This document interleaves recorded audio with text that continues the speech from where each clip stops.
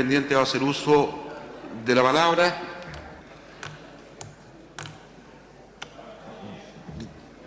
Diputado Giorgio Jackson. Presidente, si bien intervení la semana pasada cuando se hizo la discusión en general, hoy día también creo que es importante precisar algunas cosas que se han dicho durante el debate, que muchas veces no se magnifica la importancia de un proyecto de esta naturaleza.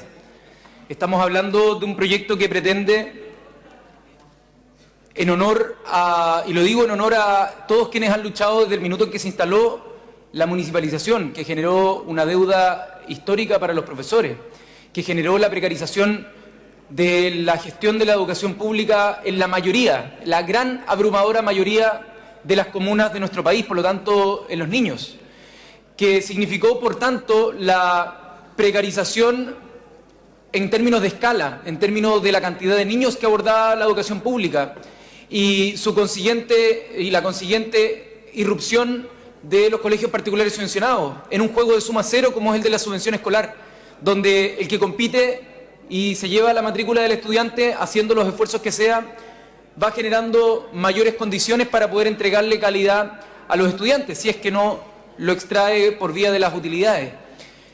Y el rol de la educación pública ha sido postergado durante 30 años, y yo por eso celebro el hecho de que estemos discutiendo con respecto a la desmunicipalización, y así se lo he hecho saber tanto a la ministra, a la subsecretaria y también a todos los asesores que han estado al interior del gobierno. Yo creo que hay que relevar esto porque se hacen críticas que yo creo que son injustas. Y digo estas críticas porque probablemente en el Senado vayan a aparecer de las mismas y probablemente desde la nueva mayoría vaya a aparecer la crítica, desde los mismos parlamentarios de la nueva mayoría que ya lo han anunciado, la crítica con que este sería un sistema excesivamente centralizado. Y yo quiero centrarme en esto, presidente. Acá lo que estamos hablando es de un sistema que sea sistema. Para que sea sistema tiene que haber una coordinación. Para que exista una coordinación tiene que existir un rol del Poder Ejecutivo para poder establecer estos convenios en función de un criterio, por cierto, político, para abordar el mejoramiento de la educación pública. Esto tiene que ser algo que el gobierno pueda generar ciertas políticas de fomento a la educación pública, lo que no significa cooptarla, lo que no significa que eso sea una merma en su gestión. Y yo creo que el proyecto cuida bien esos equilibrios, y yo le pido, ministra, le pido, ministro, y le pido, subsecretaria, que cuiden esa estructura, porque ya han anunciado algunos senadores de la propia coalición que lo que quieren es desmembrar esto para llamar una falsa autonomía al interior de los grupos y de los servicios locales, que lo que generaría era una total desconexión de la responsabilidad política que le compete al gobierno de turno para poder asumir los desafíos de la educación pública. Y ahí al menos cuenten con mi apoyo, y yo espero que con el apoyo acá de gran parte de esta Cámara de Diputados para rechazar si es que modifican una estructura con el equilibrio que se está teniendo acá, para que vaya a una comisión mixta si es que no se tiene un consenso. Yo creo que el proyecto en ese sentido, la estructura que mantiene es algo que hay que cuidar, pero con la misma fuerza con la que decimos que esa estructura hay que cuidarla, porque tiene convenios con los servicios locales, porque los directores a nivel local, los directores de los servicios van a poder tener la posibilidad de actuar autónomamente, o sea, sin la presión de ser despedidos por criterio político, no como hoy día con los municipios, lo que es muy bueno. Pero también le pedimos que se pueda hacer más esfuerzos para involucrar a la comunidad, más esfuerzos en vincular, no solamente los planes de desarrollo, sino ojalá también en los planes locales. El definir con mayor especificidad cuál va a ser el empoderamiento que tienen los directores de las escuelas. Porque a diferencia de lo que se ha dicho de manera, creo, superficial e ignorando lo que dice el proyecto, o las consecuencias que tendría se dice que las escuelas ahora van a tener menos capacidad de gestión, cuando es al revés. Si es que se abstrae el nivel de gestión, es menos el agobio que se tiene por sobre una escuela, y por lo tanto más liderazgo se requiere por parte de la escuela.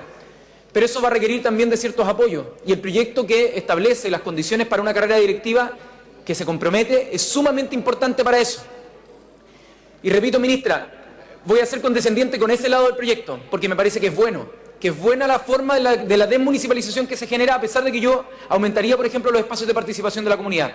Lo que sí creo que este proyecto se queda cojo, y lo he dicho muchas veces, es en que mantiene la lógica de la subvención a la demanda. Mantiene, y si bien reconozco que al abstraer la escala a una escala mayor, como es los servicios locales y no los municipios, los recursos de las subvenciones generales pueden ser fungibles y puede redistribuir internamente. Pero no es suficiente, ministra. No es suficiente que aquellos servicios locales que igual tienen una escala menor vayan a tener que estar condenados a un peor número de recursos para poder gestionar las escuelas que tienen. La unidad de costo, ministra, y usted lo sabe bien, y no podemos desconocer eso, no es el alumno. El alumno no es el que se educa con los 100.000 o 120.000 pesos que podamos llegar a tener de subvención promedio. Es la escuela la que tiene un costo, es el aula la que tiene un costo. El costo principalmente está en los profesores y no importa si son 15, 20, 30 o 40 alumnos los que hay en una sala, porque el costo está dado por las horas que se le pagan al profesor. Por lo tanto, ministra, si es que queremos que esta reforma realmente sea el legado para los niños y jóvenes de nuestro país, para la igualdad territorial, no podemos postergar la decisión de cambiar la estructura de subvención. No podemos, ministra, porque si no le vamos a estar creando falsas expectativas. A través de la mesa a la ministra.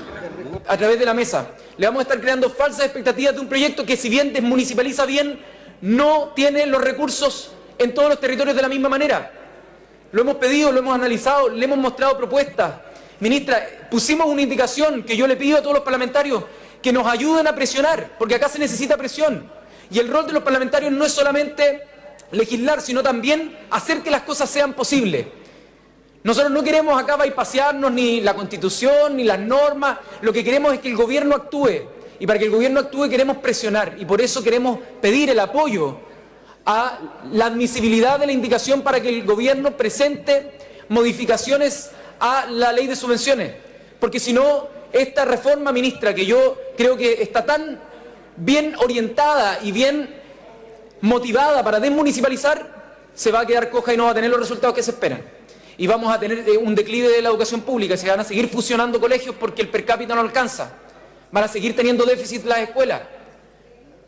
Y vamos a tener que seguir dando excusas de por qué baja la matrícula en educación pública. Ministra, ni un peso más se necesita. Ni un peso más se necesita para poder redistribuir los recursos que hoy día tan desigualmente se generan en las escuelas. Porque hay escuelas que por tener escala, por estar en zonas urbanas, por distintas condiciones que no son inherentes a la estructura de costo, generan superávit. Y esa plata que marginalmente genera superávit, por lo tanto, su productividad marginal, porque está el ministro por su intermedio, es mucho menor que la que en aquellos colegios donde hay déficit. Entonces, ministro, por su intermedio, presidente, por favor hagamos algo con esto. Sin ningún peso más podemos hacer que el 80% o más de las escuelas tengan más recursos para no tener déficit. Y que ese otro 20% de escuelas que tienen superávit puedan entregar solidariamente esos recursos para que todas las escuelas tengan lo que se necesita. Y lo que se necesita no es en función del número de estudiantes, es en función de la estructura de costos que está principalmente dada por el número de profesores. Así que hago el llamado a que ojalá todos los colegas y las colegas que están acá en la Cámara podamos hacer la presión con el artículo número 49 transitorio, para que el gobierno se comprometa a un cambio en la estructura de subvenciones, que no implique ni siquiera un peso más de gasto, pero que no sigamos con la indolencia de territorios, en este caso ya no municipios, sino servicios locales que tienen más recursos para gestionar la educación, y otros territorios que probablemente sean los que me toca representar. Probablemente sea Santiago, probablemente sea Providencia, probablemente sea Las Condes, probablemente sea Vitacura, que son los lugares donde más recursos hay, porque los niños llegan ahí, porque están los liceos emblemáticos, porque están los mejores colegios públicos, pero que no necesariamente tienen un criterio de redistribución y de justicia. Yo voy a aprobar este proyecto porque creo que es justo, que es necesario, pero le pido también, ministra, le pido también, ministro, que abordemos el tema de la subvención porque no puede esperar. Muchas gracias. Muchas gracias, diputado Giorgio Jackson. Ha solicitado hacer uso de la palabra la ministra de Educación, señora Adriana